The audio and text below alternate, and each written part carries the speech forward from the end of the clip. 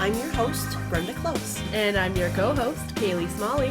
And this is our podcast, Treasuring Education. Welcome to our educator series, Bridging the Parent Gap.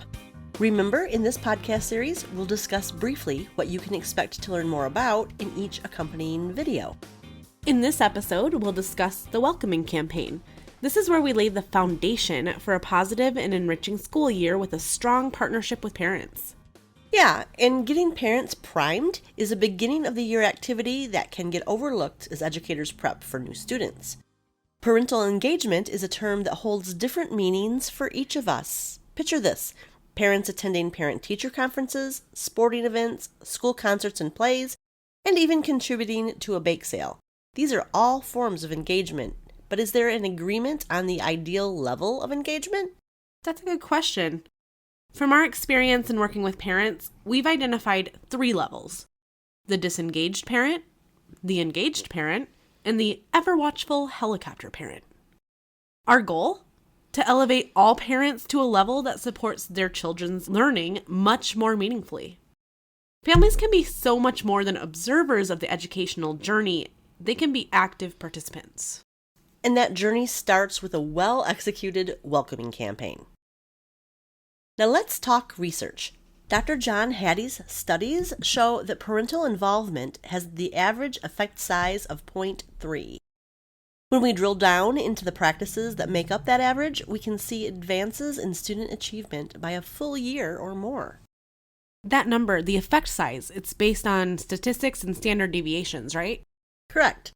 An effect size of 1.0 roughly translates to 2 full grade levels of student advancement.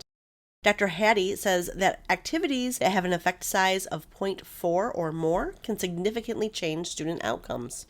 That kind of sounds like parental engagement doesn't change student outcomes then, right? If parent engagement falls at a 0.3 and significant change happens at 0.4, are we still changing student outcomes?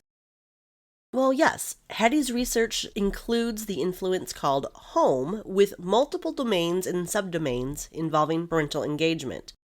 This means that each of these influences contribute to this 0.3 average, but on their own can have significant positive and in some cases quite negative effect sizes.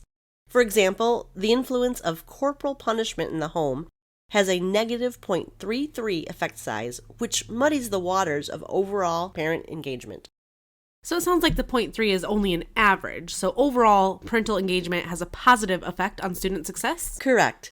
Dr. Hattie's insights tell us that involving parents can make a real impact. Although this seems like an area that we as educators have little control over, we can actually get our students' families engaged with just a little effort. Yes. So what's the first step in welcoming parents and leveraging that influence? Crafting that welcoming letter or email as something that resonates and engages parents. Right. We want parents to read it, hear our unique voices in it, maybe even pin it to the fridge. The key?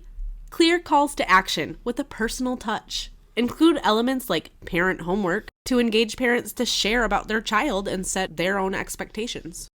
Absolutely. It's about building the trust and showing parents you're there to partner with them in their child's learning. We'll get into the details in the accompanying video. Sounds good. And let's not forget those welcoming phone calls home. That is so important. A call from a genuinely interested teacher is a real game changer. Absolutely. That initial warm call makes future calls much less stressful. Registration and orientation are great opportunities to welcome families face-to-face into the school community too. This isn't just about showing them what you plan for their kids, it's about inviting them to be part of it. At my school, we do a meet the teacher before school starts so that each family can come in and have that initial interaction, and it's so powerful. So true.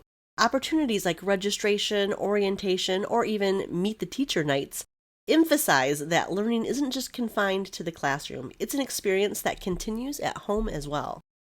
And remember, parents' expectations matter a lot. According to Dr. Hattie, they can influence achievement by an entire school year. It's not just about grades, it's about the attitudes and expectations of the family unit to make learning an enjoyable experience. Agreed.